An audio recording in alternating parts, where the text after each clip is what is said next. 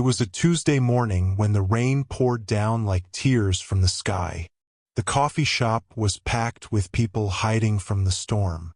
Steam rose from hot cups, phones buzzed with messages, and everyone seemed worried about getting to work on time. But in all this busy noise, one moment made everyone stop and look.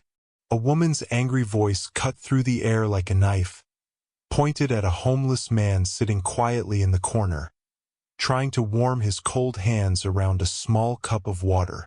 Her words were not just mean, they were hateful. "Get this dirty beggar out of my shop," she screamed, and every person turned to stare. The old man looked up, his eyes full of hurt and shame. His shaking hands held tight to a small bag that contained everything he owned. People stepped away from him like he had some disease. Nobody helped him. Nobody even smiled at him. But before the day ended, everything would be different. And the woman who spoke those terrible words would be crying behind her counter. A chance worth millions of dollars would disappear because of the man she hurt.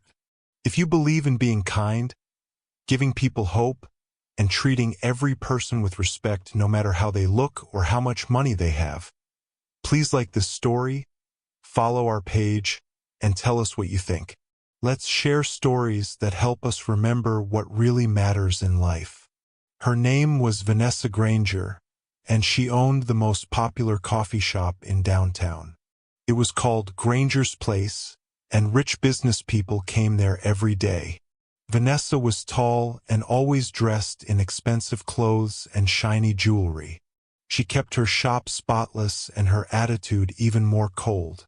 Her workers were scared of her more than they liked her. Making money was all she cared about. She loved counting the cash, checking daily sales, monthly profits, and how many customers came back. She didn't want to hear sad stories or serve people who looked poor. To her, success meant being tough and never saying sorry.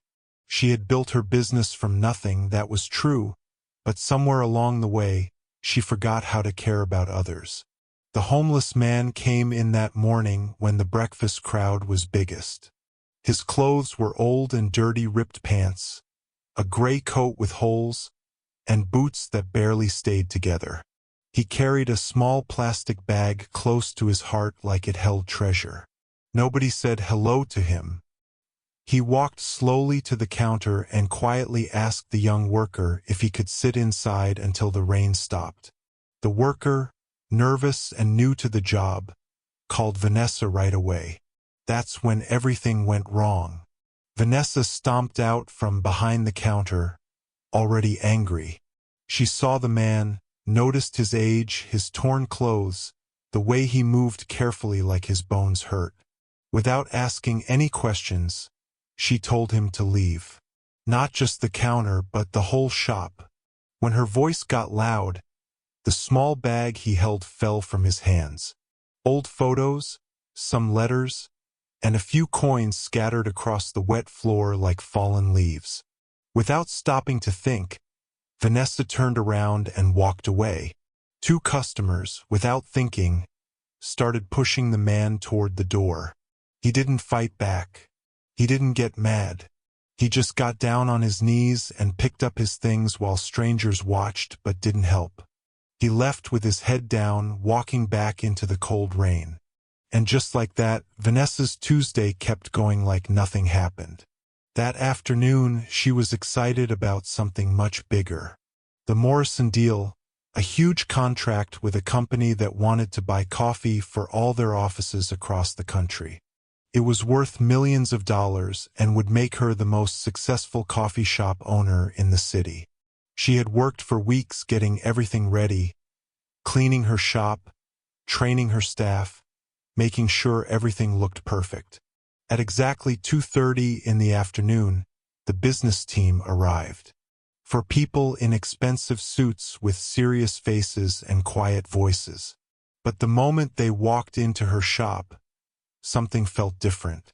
One of the men, older with white hair and kind eyes, stopped at the entrance. He looked around the room carefully. His eyes found the exact spot where the homeless man had knelt that morning.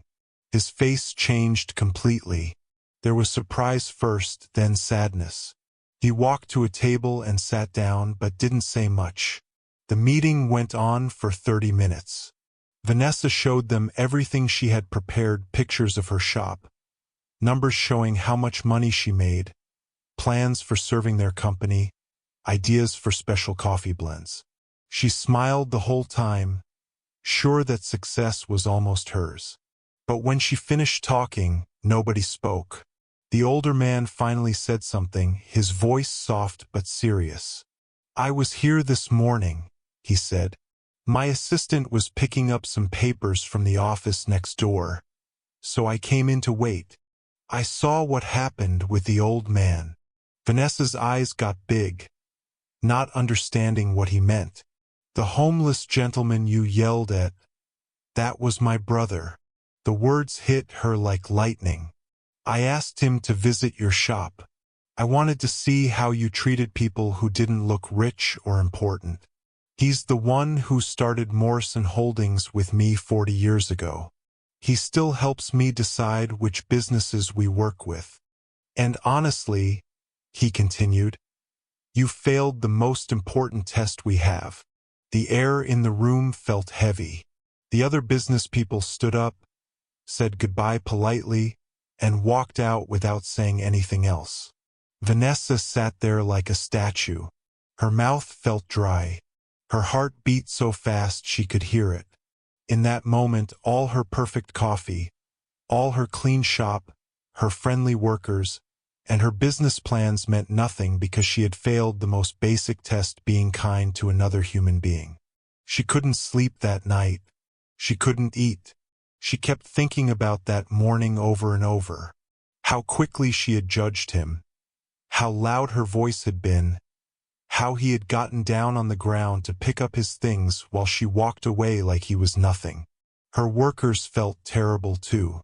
Word spread fast around town. The business newspaper called her the next day asking questions. Within 2 days, customers started going to other coffee shops. Regular customers stopped coming. Her business began to fail.